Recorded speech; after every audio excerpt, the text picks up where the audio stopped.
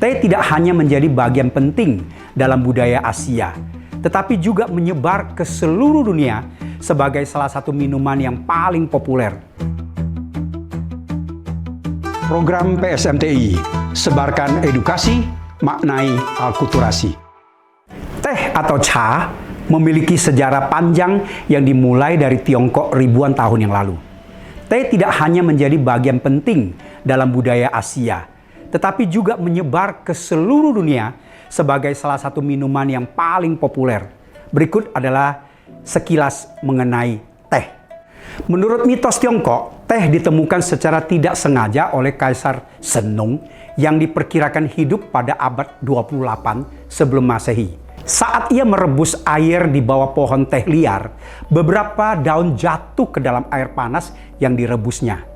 Air rebusan itu menciptakan aroma dan rasa yang menyenangkan. Kaisar Shenong kemudian mencicipinya dan merasa segar. Kaisar Shenong juga dianggap sebagai bapak pengobatan tradisional Tiongkok. Karena itulah teh pertama kali dikenal sebagai ramuan obat karena digunakan oleh Kaisar Shenong ini. Pada masa dinasti Shang sekitar 1600 sampai 1046 sebelum Masehi, teh awalnya digunakan sebagai ramuan obat untuk menyembuhkan penyakit, bukan sebagai minuman sehari-hari. Pada masa itu, daun teh dikunyah atau direbus bersama dengan rempah-rempah lainnya. Pada masa dinasti Han yang berkuasa dari tahun 206 sebelum Masehi sampai 220 Masehi, penggunaan teh mulai meluas, tetapi masih dianggap sebagai barang mewah yang hanya dinikmati oleh kalangan bangsawan. Kemudian pada masa dinasti Tang yang berkuasa pada tahun 618 sampai 907 Masehi, teh menjadi sangat populer di Tiongkok dan mulai diminum sebagai minuman harian. Pada masa itu, Lu Yu menulis buku yang dikenal dengan judul Cha Jing atau Kitab Teh, yang merupakan panduan lengkap tentang seni minum teh. Karena karyanya, Lu Yu diberi julukan sebagai Dewa Teh. Karena besarnya dan majunya negeri Tiongkok masa lalu, teh juga menyebar keluar sampai ke negeri-negeri lain. Di Jepang, teh diperkenalkan oleh seorang biksu Buddha sekitar abad ke-8.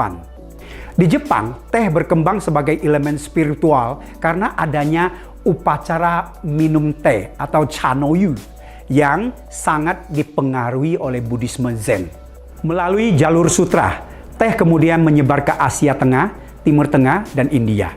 Di India, teh kemudian dikembangkan lebih lanjut dengan rasa khas seperti chai masalah. Teh kemudian juga masuk ke Eropa pada abad ke-16 melalui pedagang Portugis dan Belanda. Di Inggris, teh menjadi sangat populer pada abad ke-17, terutama setelah diperkenalkan oleh Catherine of Braganza, istri dari Raja Charles II. Di Amerika, teh menjadi terkenal tetapi juga memicu peristiwa penting seperti Boston Tea Party yang memicu revolusi dan perjuangan kemerdekaan Amerika dari Inggris. Boston Tea Party adalah sebuah protes yang dilakukan oleh penduduk Amerika dengan cara menyerang kapal-kapal Inggris dan membuang ratusan peti kayu yang berisi teh. Gerakan yang dilakukan pada tanggal 16 Desember 1773 ini merupakan protes terhadap monopoli dan penetapan pajak teh yang sangat tinggi oleh Inggris. Teh sendiri memiliki banyak varian dan bisa diklasifikasikan berdasarkan cara pengolahannya. Teh hijau adalah teh yang dikeringkan tanpa fermentasi. Teh hitam adalah teh yang difermentasi sepenuhnya. Teh ulung adalah teh yang difermentasi sebagian. Teh putih adalah daun muda yang dikeringkan tanpa pengolahan. Teh pu'er adalah teh yang difermentasi, diperam lama, dan dicetak menjadi bentuk bulat atau segi empat. Dari negeri asalnya, teh berkembang dan melambangkan kesederhanaan, ketenangan, dan harmoni dalam berbagai budaya. Di Tiongkok, Jepang, dan India, teh bukan hanya minuman, tetapi juga bagian dari spiritualitas dan tradisi. Jadi, teh berasal dari Tiongkok sekitar 5.000 tahun yang lalu sebagai ramuan obat. Dari sana, teh menyebar ke seluruh dunia menjadi minuman global dengan berbagai jenis dan tradisi unik di setiap budaya. Teh tidak hanya menjadi bagian dari kehidupan sehari-hari, tetapi juga simbol budaya dan warisan sejarah. Demikian sekilas tentang teh. Program PSMTI, sebarkan edukasi, maknai alkulturasi. Acara ini dipersembahkan oleh dan didukung oleh